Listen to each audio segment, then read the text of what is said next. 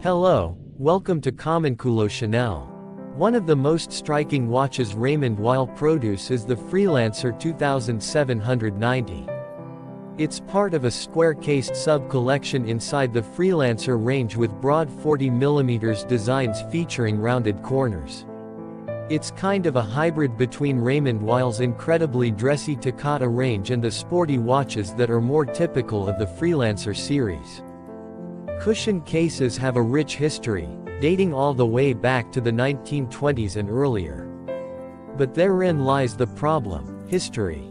The gently curved case shape has something innately old-fashioned about it, the kind of old-world vibe that has served brands like Fears so well, rooted in heritage, all but defined by it. Which makes it a little odd that Raymond Weil have insisted on attempting to modernize it in the Freelancer 2790. From the get-go, the Freelancer 2790 is an incredibly handsome watch. The 40mm case is pebble smooth and, while cushion cases tend to feel a little larger on the wrist than their circular equivalents, it's still an easy size to get away with. It's a little more square than some cushion cases out there, but otherwise fits the template. The only change is the crown, which is a bit larger and more modern than you'd usually find on this type of watch.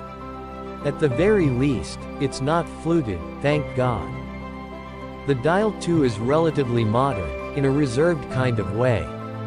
Constructed of concentric circles for a lovely, layered look in this version in blue steel. No Zoolander jokes, please. The inner dial is textured, and a lighter color, while the outermost segment is darker and more stripped back.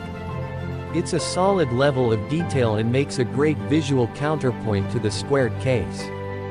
The main point of interest, however, is the open balance wheel. Skeletonized might be a bit more to the point, as it goes all the way through the watch so that you can see a bit of your wrist on the other side. I wear watches to hide my wrists, but I have to admit the extra dynamic movement the visible balance brings to the watch is immediately appealing. Held in place by a relatively big, screwed-in bridge, it's a design statement if ever there was one. One of the big issues I'm having with the Freelancer 2790, however, is its movement. The RW4200 has a 38-hour power reserve, which puts it on par with the outdated Soletta numbers I've criticized in the past. It's purportedly in-house and is one of those times where I'd prefer something third-party if it meant better specs. It's nicely, if relatively basically, finished, but not enough to warrant something with less than 2 days of power. At least it's accessible, which we'll get onto later. Movement aside though, there's a lot to love about the new cushion-cased Freelancer. The elegant shape is gorgeous, not to mention tactile. The dial is sleek and suits the squared circle look perfectly, and that open balance wheel amps up the innate mechanical nature of a decent watch. It's cool. The big question then is this: did Raymond Weil succeed in modernizing the cushion case? Honestly, I don't think so.